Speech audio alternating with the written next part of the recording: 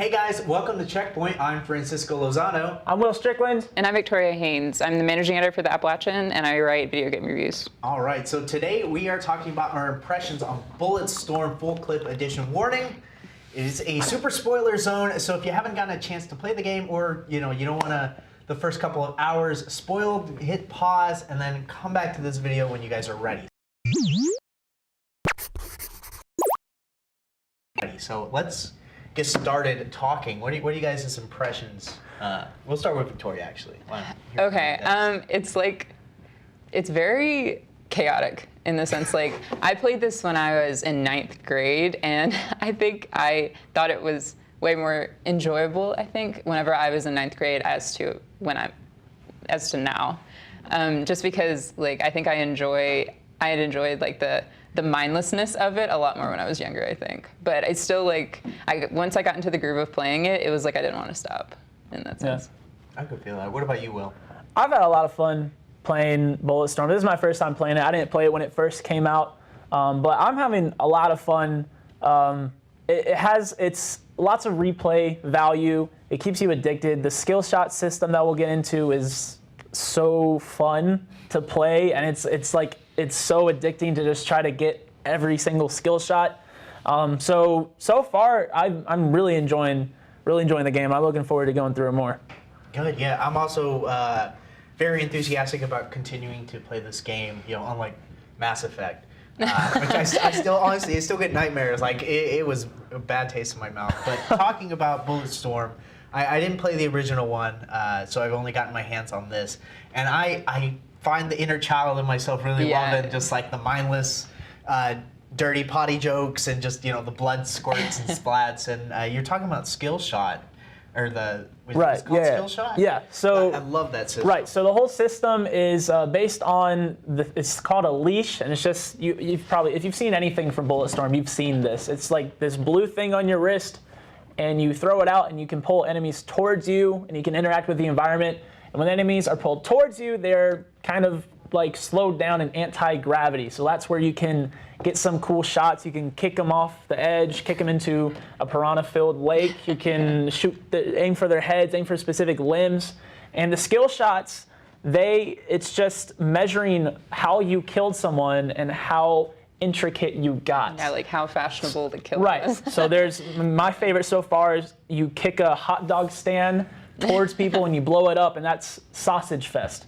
And when that happens, you get 250, 500 points. It's a lot of points for pulling off a kill like that. So the more intricate kills you get, the higher points, and the more points you have to spend towards weapons, upgrades, anything like that. So you can probably see already why this is such an addicting system. Oh, I love, and it's just all the different types of ways you can kill somebody. They want you to, one of the kills is shoving somebody into a cactus. Right. Yeah. Or the only thing I don't like about the leash is I use it too much. I'm just if I'm low and down, I'll just bring them towards me and I'll kick them until they die. Yeah. I'll kick them 5 times before they hit the ground, and then it's right. Yeah. At that point, it's just oh, why don't I just use the leash the entire time? Thankfully, they kind of fix this a little bit by having some of the soldiers too fast for you to. Right. Yeah. They'll do some kind of Han Solo shift. Yeah. Right. Yeah.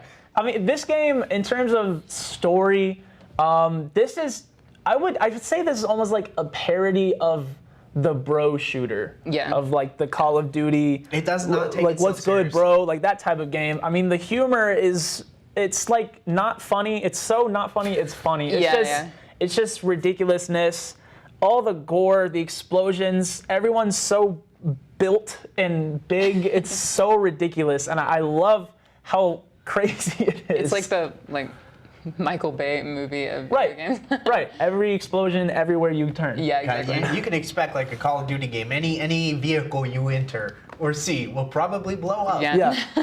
And I was actually surprised by how pretty this game is. And not just the graphical fidelity and the 1080p or whatever, but the actual environments are really, really nice. Especially when you get to that, when you first start, you're just kind of going through a desert area. But then you get to a dam and a big ocean and a beach. Mm-hmm. And it's really nice, really good set pieces. So I was really impressed. I didn't expect that out of Bulletstorm. So I was really impressed with how the game and the world looked overall. Yeah, and then there's that part where like you're running and the dam is falling apart because you like messed it all up, and then like there's that point where you're falling, and it's just really, really cool. Like it's the way that it looks is really awesome. Yeah. Yeah, and then there's that point where there's like the you're fighting this big plant monster, and it pops up and it's just enormous, and then my God. it's awesome. Now, during that scene, when you're fighting this plant monster, I ran out of ammo with all my guns, and I was thinking, oh no, turns out you can't run out of ammo. Yeah. You get like an Really? extra 50 clip for your Every single assault time rifle. you run out, yeah. It just gives you ammo? Yeah, just more ammo. Okay. So I guess, Good to know. you know, if you didn't have that, then you'd be screwed because they don't have but like two little ammo refills. Yeah. But, you know, going back to the story you were talking about, you know, his main goal is to get off the planet that his ship is crashed onto. Right. Do you guys think there was a lot of input into the story, or do you think it was more of just something to guide us along this epic shooting? Yeah, I feel like the plot doesn't really matter as much. I mean, honestly, I mean, I was not playing it for the plot. I was playing it for like how cool the skill shots are and like seeing what I could do and stuff like that. I was not thinking about the plot at all, honestly. And I think People Can Fly, who's the developer of this game, they did a good job of, sure, the story isn't why you play the game, but they still had enough there to give you a reason to keep playing. And they did a really good job of not worrying about trying to really build the characters and make these strong connections. It was just like explosion, and then you're scaling a skyscraper, and then you're controlling a remote controlled like Godzilla dinosaur. It's just like awesome. non-stop. You are always doing something ridiculous. And I think that was the best way to handle the story of this game. Just the best way to keep it flowing and keep everything transitioning really well. Yeah, I think that the ridiculousness of it kind of made it like an arcade game in a sense. Yeah. I can see that a lot. I like the there's quick time events in this game as well as part of your skill shots. And I don't sometimes understand those. sometimes quick time events seem a little forced in games, but this one does a cool job of making it seem like this leash is it really is like measuring everything you do. So whenever you're walking around and a monster shows up or someone you're supposed to look at, you'll get a prompt, and the faster you hit that button, the more points you get. Is that what it is? Right. Yeah. So I didn't understand. So like, when L2 pops up, tutorial, and I was just like, yeah. do I just... So when L2 pops up, you hit it as fast as possible and hold it the whole time, and you get the maximum amount of points. So it's incentivizing you to pay attention to what the game wants you to pay attention to, and I think that's like an even better way than doing a cutscene because you're getting points for it. So the leash is more like a Fitbit.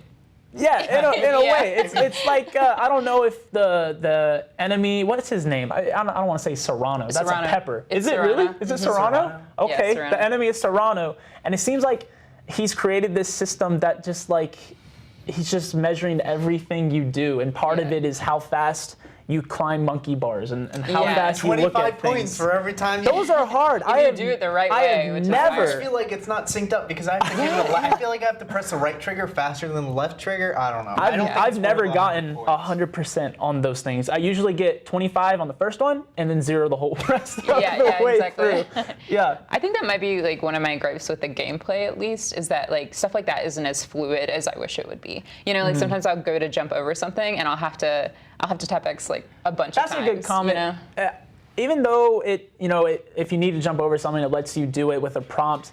Any there is game no jump that button. doesn't let you jump whenever you want always just feels unnatural. Really gets like me, if I feel like jumping, I want to be able to jump. I don't want to I have. want to go against a jump all rock the and way. just Right. keep jumping until Right. something happens. Yeah. Yeah, and they do a good job of not. I mean, they designed the world specifically so that you don't have to jump, but it's still like every game has a jump, and you just feel weird. You feel naked when you can't jump. Yeah, and when you have to jump, it's like there's a delay. Right. For when hit you square can't. and then you jump. Going into the, I don't mean to interrupt, but You're going good. into the the control scheme, I guess. So I'll walk Yeah. up to something, right, and like if I'm supposed to jump over it, I'm already hitting X, but it won't let you hit X until you like back up a little bit, and then you can Right. jump. Yep. And Yeah. the controls are just like all over the place for this game. It's Yeah. You know, I'll be trying to switch a weapon, which you can't switch weapons like.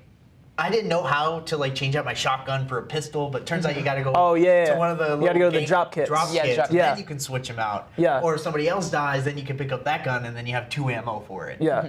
And the whole time I was just my fingers are running everywhere because the controls just aren't that great. I don't think so. Yeah, the controls are definitely, it's one of those things where there's kind of a standard in gaming when it comes to a first-person shooter controls.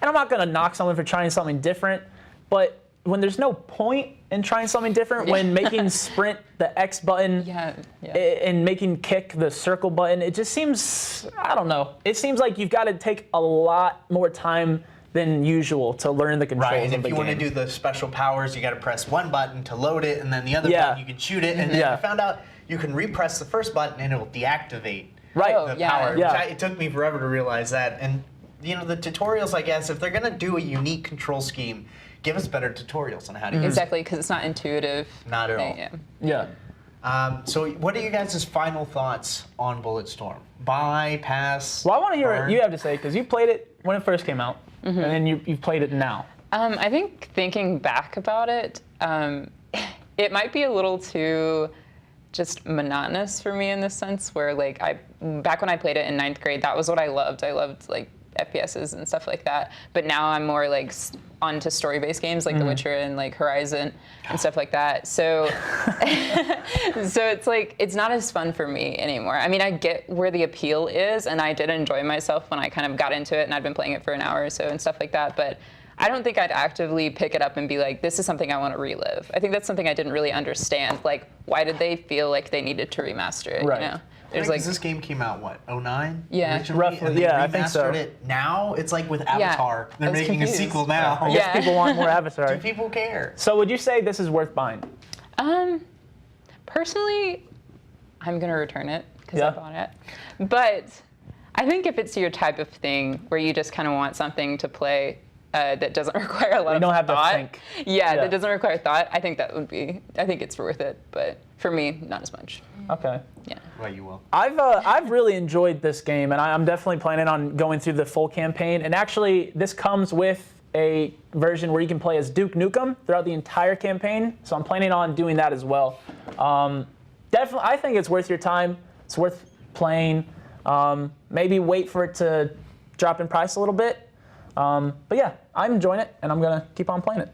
Gotcha. Yeah, I kind of feel the same way. I'm probably going to finish this game, unlike I did with Mass Effect. Right. Because I don't hate myself, you know, when I turn this on and play it. It's kind of mindless, gory action, kind of fun, just something to put on when you're bored. I agree. I'd wait probably until it came a little bit lower. I don't think... I'm iffy, you know, with remasters because I'm like, are they worth $60? I don't know how much work they put into them. I'm sure they're like, it's worth a lot. But to me, it's just... maybe a $40 game. So, you know, I'd say buy it, but, you know, if you really like Bulletstorm, then I guess you can go ahead and get it. Right.